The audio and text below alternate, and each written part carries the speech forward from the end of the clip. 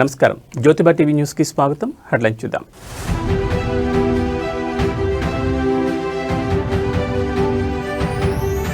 తిరుపతిలో భారతీయ విజ్ఞాన సమ్మేళన్ కార్యక్రమం పాల్గొన్న CM Chandrababu.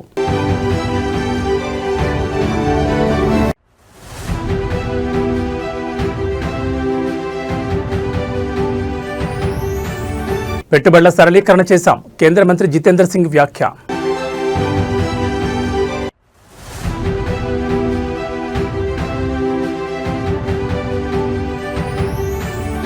Krishna జలాలపై BRS రణభేరి, party ముఖ్య నేతలతో కేసీఆర్ భేటీ.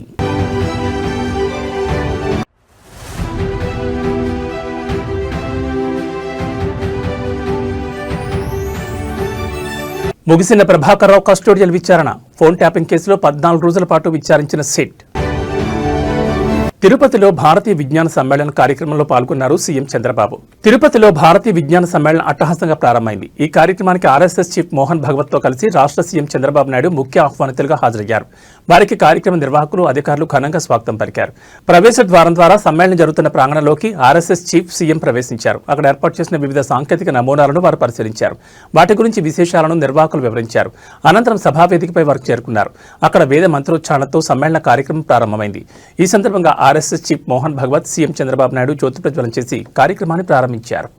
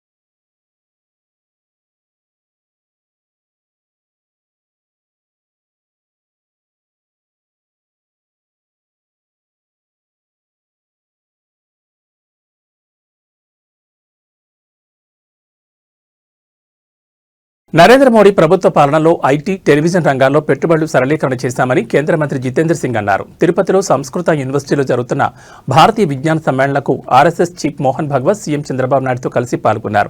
కార్యక్రమంలో ప్రసంగిస్తూ భారత్ గ్లోబల్ ఇన్నోవేషన్ ఇండెక్స్లో 81వ ర్యాంకు నుంచి 38వ ర్యాంకు చేరుకుందన్నారు. దశాబ్ద కాలంగా స్టార్టప్ రంగంలో భారత్ దూసుకుపోతోందని పేర్కొన్నారు.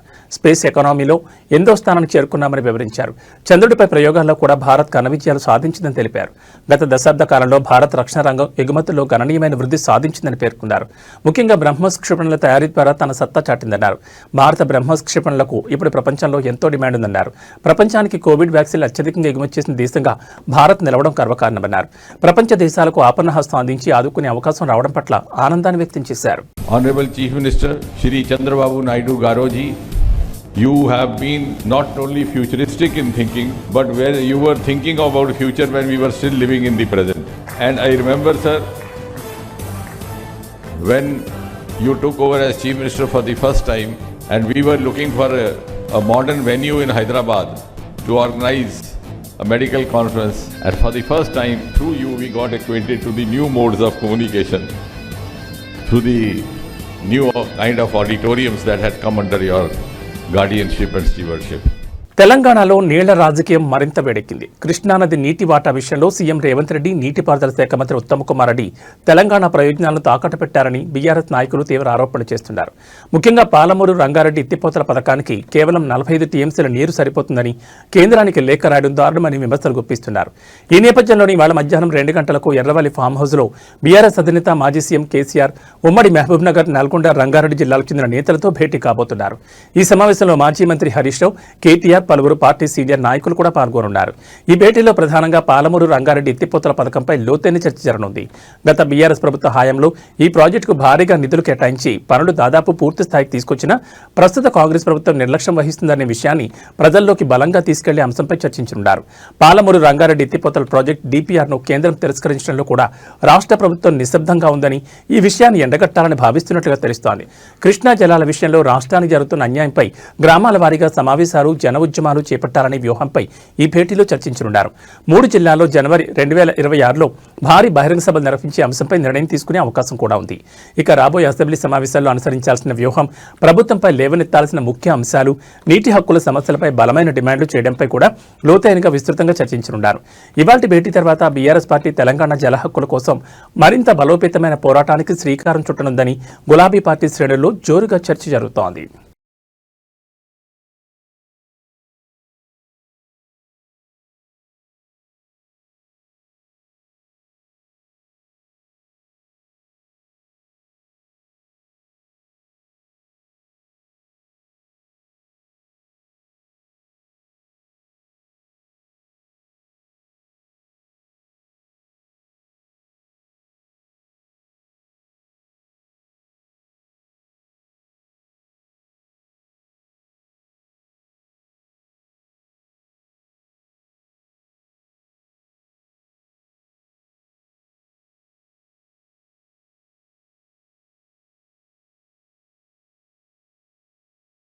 అక్రమ ఫోన్ ట్యాపింగ్ కేసులో ప్రధాన నిందితుడు మాజీ SIB chief Prabhakar Rao custody విచారణ నిన్నటితో ముగిసింది.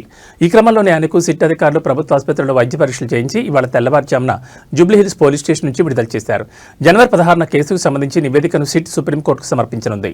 దేశ అత్యున్నత న్యాయస్థానం సుప్రీంకోర్టు ఆదేశాల మేరకు డిసెంబర్ 19న ఆయన కస్టడీని నిన్నటి వరకు పొడిగించిన సంగతి తెలిసింది. ఈ మేరకు డిసెంబర్ 12న జూబ్లీహిల్స్ పోలీస్ స్టేషన్లో లొంగిపోయిన ప్రభాకర్ రావును 14 రోజుల పాటు హైదరాబాద్ సిపి వీసీ సజ్జనార్ నేతృత్వంలోని 9 మంది స్పెషల్ ఇన్వెస్టిగేషన్ టీం సుదీర్ఘంగా విచారించింది. ఇక విచారణలో భాగంగా చివరి రోజు కేసులో సహనిందితులైన ప్రణీతిరావు, భుజంగరావు, రాధాకృష్ణరావు, తిరుపతన్నాలను సిట్ జూబ్లీహిల్స్ పిఎస్ పిలిపించి ఒక్కొక్కరిగా ప్రశ్నలు సంధించి కీలక సమాచారం రాబట్టారు. నేరుగా సీఎం కార్యాలయానికే ప్రభాకర్ రావు రిపోర్ట్. విచారణలో భాగంగా ఉద్యోగ విరమణ పొందిన తర్వాత ఎస్ఐబీ చీఫ్గా తన పునర్నియామకంపై సిట్ ప్రశ్నించగా ఆ విషయం కేసీఆర్ని అడగాలని ప్రభాకర్ రావు చెప్పినట్టుగా తెలుస్తోంది. హరీష్ రావును తరచూ ఎందుకు సంప్రదింపులు జరిపామని అడగగా అందుకు ఆయన హరీష్ రావుకు మావోయిస్టుల నుంచి ప్రాణహాని ఉన్నందున జాగ్రత్తలు చెప్పేందుకు ఆయనతో తరచూ సంప్రదింపులు జరిపినట్లుగా ప్రభాకర్ రావు తెలిపారు. ఇక ఆయన విధి నిర్వహణలో భాగంగా ఉన్నతాధికారులకు కాకుండా నేరుగా సీఎం కార్యాలయానికే రిపోర్ట్ చేసేవారని సిట్కు చెప్పినట్లుగా సమాచారం. సిట్ విచారణపై ఎస్ఐబీ చీఫ్ విజయ్ కుమార్ సమీక్ష కాగా 14 రోజులుగా సిట్ విచారణ జరిగిన నేపథ్యంలో గురువారం రాత్రి ఉన్నతాధికారులు కీలక సమీక్ష నిర్వహించారు. Intelligence chief Vijay Kumar SIT chief సజ్జనార్తో పాటు సభ్యులతో సమీక్షించి దర్యాప్తు పురోగతిని అడిగి తెలుసుకున్నారు. ఈ క్రమంలో ప్రముఖులకు నోటీసుల అంశంపై చర్చకొచ్చినట్లుగా తెలిసింది. మరోసారి సమీక్షించి ఆ విషయంలో తుది నిర్ణయం తీసుకునే అవకాశం ఉంది.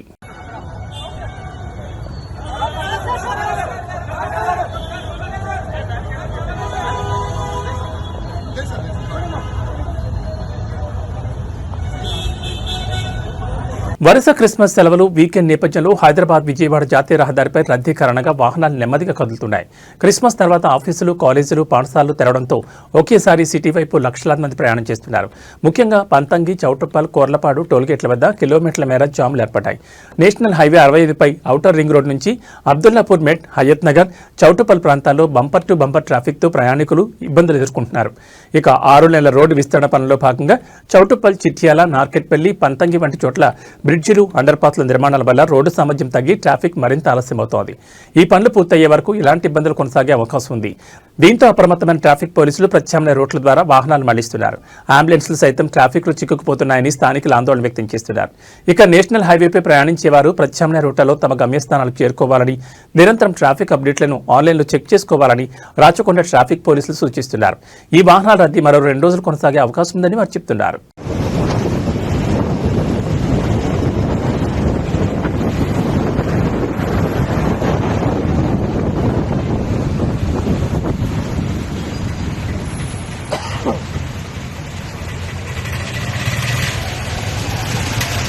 రాష్ట్ర వ్యాప్తంగా సంచలనం సృష్టించిన నకిలీ మద్యం కేసు దర్యాప్తులో కీలక ముందడుగు పడింది. ఈ కేసులోని 5 ప్రధాన నిందితులను 3 రోజుల కస్టడీకి ఇస్తూ తంబళ్లపల్లి కోర్టు అనుమతించింది. కోర్టు ఆదేశాలతో ఎక్సైజ్ పోలీసులు ఈ రోజు నిందితులను అదుపులోకి తీసుకున్నారు. ఈ కేసులో 7 నిందితులను కస్టడీకి ఇవ్వాలని కోరుతూ ఎక్సైజ్ పోలీసులు తంబళ్లపల్లి కోర్టులో పిటిషన్ దాఖలు చేశారు.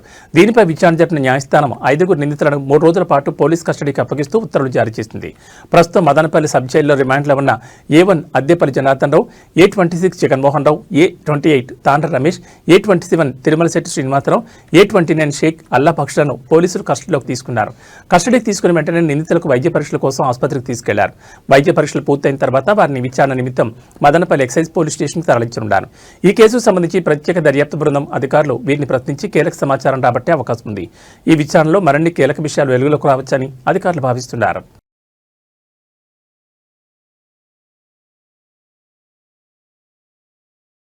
పార్వతీపురం మన్యం జిల్లాలోని గురుగుపల్లి మండలం పరిధిలో ఉన్న తోటపల్లి వద్ద ఏనుగుల గుంపు హల్చల్ చేసింది. ఏనుగులు రోడ్డుపైకి రావడంతో స్థానికులు ఆందోళన వ్యక్తం చేశారు. గతంలో ఇదే ప్రాంతంలోని తామరచెరు వద్ద ఏనుగులు హడావుడి చేశాయి. మరోసారి ఏనుగులు కనిపించడంతో కలకలం రేగింది. ఏనుగుల సంచారం కారణంగా పరిసర ప్రాంతాల్లోని ప్రజలు భయాందోళనకు గురవుతున్నారు. ఇదే ప్రాంతాల్లో సంచరించిన ఏనుగులు మళ్లీ తిరిగి రావడంతో గ్రామస్తులు బెంబేలెత్తిపోతున్నారు. సంచరించిన మార్గాల్లోనే తిరుగుతూ పంటలను ధ్వంసం చేస్తున్నాయని వాపోతున్నారు. ఏళ్ల తరబడి ఏనుగులు అడవిని విడిచి గ్రామీణ ప్రాంతాల్లో తిరగడం వల్ల తామెంతో నష్టపోతున్నామని ఆవేదన వ్యక్తం చేస్తున్నారు. ఇప్పటికే చాలా వరకు ప్రాణ ఆస్తి నష్టం జరిగిందని గ్రామస్తులు పేర్కొంటున్నారు. సంబంధిత అటవీ శాఖ అధికారులు దృష్టి సారించాలని, ఏనుగులు గ్రామాల్లోకి రాకుండా ఉండేలా చర్యలు తీసుకోవాలని అటవీ శాఖ అధికారులను కోరుతున్నారు. వాటి కారణంగా నష్టం వాటిన పంటలకు నేటికి ఎటువంటి పరిహారం అందించలేదని, దీనిపై ఉన్నతాధికారులు స్పందించి తమకు తగిన న్యాయం చేయాలని వారు డిమాండ్ చేస్తున్నారు.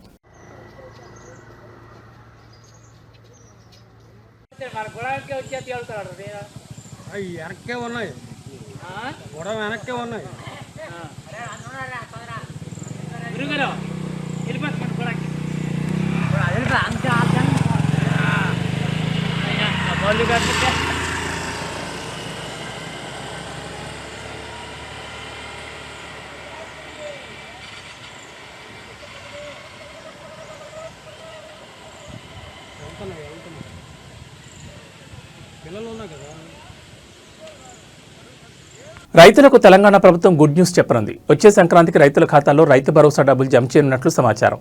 యాసంగి సీజన్కు చెందిన రైతు భరోసా డబ్బులు రానున్న జనవరిలో విడుదల చేయాలని భావిస్తోంది. శాటిలైట్ ఇమేజెస్ ద్వారా రైతులు పంట డేటాను సిద్ధం చేస్తోంది.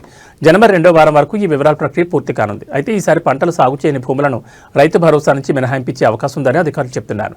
రానున్న అసెంబ్లీ సమావేశాల్లో దీనిపై ప్రభుత్వం క్లారిటీ ఇవ్వనుంది.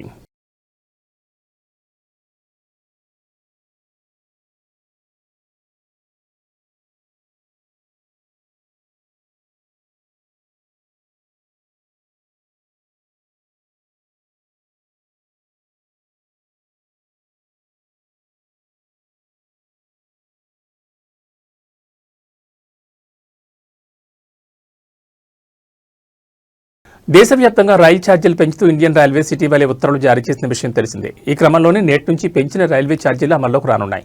ఈ ఛార్జీల పెంపును రైల్వే అధికారులు నోటిఫై చేయగా 215 కిలోమీటర్లు దాటిన ప్రయాణానికి జనరల్ విభాగంలో ప్రతి కిలోమీటర్కు 1 పైసా చొప్పున, మెయిల్ ఎక్స్ప్రెస్ రైళ్లలో నాన్ ఏసీ, ఏసీ తరగతిలో ప్రతి కిలోమీటర్కు 2 పైసలు చొప్పున ఛార్జీలు పెరిగాయి. తాజా ఛార్జీల పెంపుతో ఇదే సంవత్సరంలో రైల్వే శాఖ 2 సార్లు ఛార్జీలను పెంచినట్లయింది. సబర్బన్ సర్వీసులు, సీజనల్ టికెట్ల ఛార్జీల్లో ఎలాంటి మార్పులు లేవని అధికారులు వెల్లడించారు.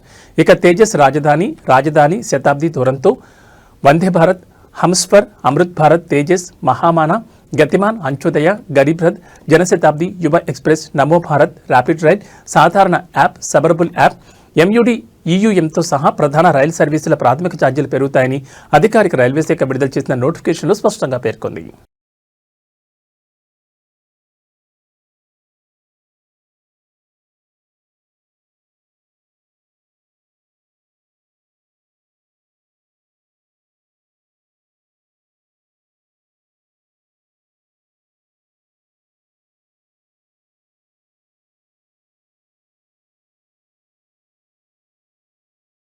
మహబూబాబాద్ జిల్లాలోని రైతులు యూరియా కోసం ఎదురు చూడాల్సిన అవసరం లేదని, ప్రస్తుతం నిల్వల కొరత కారణంగా పంపిణీ చేయడం లేదని వ్యవసాయ అధికారులు స్పష్టం చేశారు. మహబూబాబాద్ మండల వ్యవసాయ అధికారి కార్యాలయం ముందు ఈ మేరకు రైతులకు ముఖ్య సూచనలతో కూడిన నోటీసులను ఏర్పాటు చేశారు. యూరియా పంపిణీ లేనందున రైతులు PSCS సొసైటీలు లేదా ఆగ్రోస్ రైతు సేవా కేంద్రాల వద్దకు వెళ్లి వేచి ఉండి ఇబ్బంది పడొద్దని అధికారులు సూచించారు. యూరియా నిల్వల కొరత లేదా పంపిణీ ప్రక్రియలో ఏర్పడిన అంతరాయం కారణంగా ఈ నిర్ణయం తీసుకున్నట్టు తెలుస్తోంది. తదుపరి పంపిణీ ఎప్పుడు ప్రారంభమవుతుందో అధికారులు మళ్లీ తెలియజేసే వరకు రైతులు సహకరించాలని కోరారు.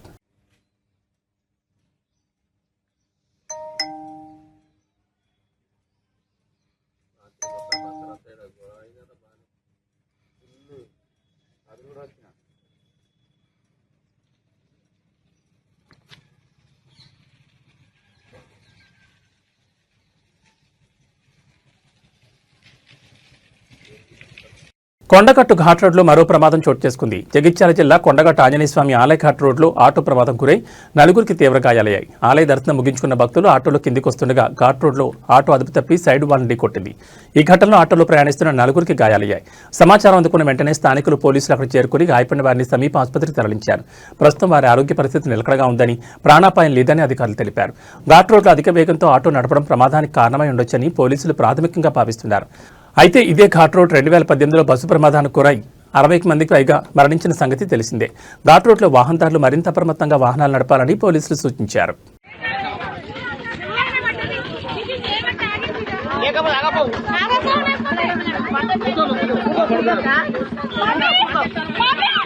తిరుమల శ్రీ వెంకటేశ్వర స్వామి దర్శనానికి భక్తుల రద్దీ రోజురోజుకు పెరుగుతోంది. సెలవులు, శుభకార్యాల సీజన్ కావడంతో దేశవ్యాప్తంగా వివిధ రాష్ట్రాల నుంచి భక్తులు తరలివస్తున్నారు. దీంతో దర్శనార్థులు శిలాతోరణం వరకు విస్తరించిన క్యూలైన్లో గంటల తరబడి నిరీక్షించాల్సిన పరిస్థితి ఏర్పడింది. సర్వదర్శనానికి ప్రస్తుతం సగటున 24 గంటల సమయం పడుతోంది. ప్రత్యేక ప్రవేశ దర్శనాలకు ఆలస్యం తప్పడం లేదు. భక్తుల రద్దీని దృష్టిలో పెట్టుకుని క్యూ కాంప్లెక్స్లో అదనపు సిబ్బందిని నియమించారు. త్రాగునీరు, అన్నప్రసాదం, శానిటేషన్, వైద్య సదుపాయాలను మరింత మెరుగుపరిచామని తెలిపారు. వృద్ధులు, దివ్యాంగులు, చిన్నపిల్లలతో వచ్చే భక్తుల కోసం ప్రత్యేక లైన్లు ఏర్పాటు చేసి సౌకర్యాలు కల్పిస్తున్నారు. ఎండల తీవ్రతను దృష్టిలో పెట్టుకుని షామియానాలు, ఫ్యాన్లు, వాటర్ ట్యాంకర్లను ఏర్పాటు చేసినట్లు అధికారులు వెల్లడించారు. భక్తులు సహకరిస్తే దర్శన ప్రక్రియ సాఫీగా కొనసాగుతుందని టీటీడీ విజ్ఞప్తి చేస్తోంది.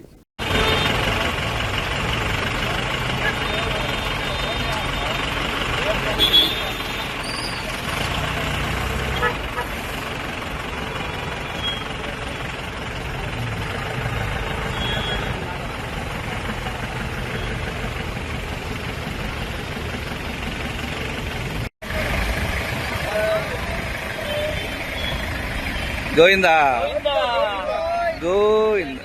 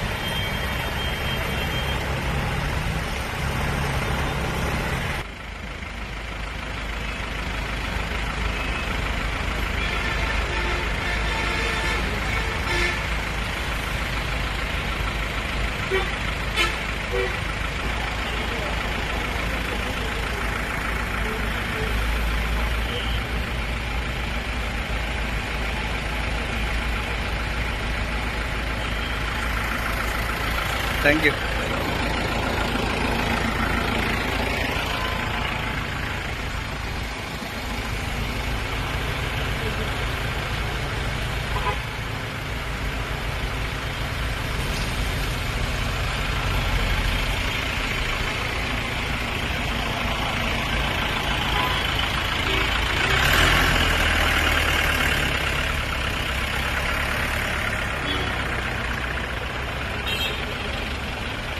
ఇవి ఈ బులెటిన్ విశేషాలు. మరో బులెటిన్లో మళ్ళీ కలుసుకుందాం. నమస్కారం.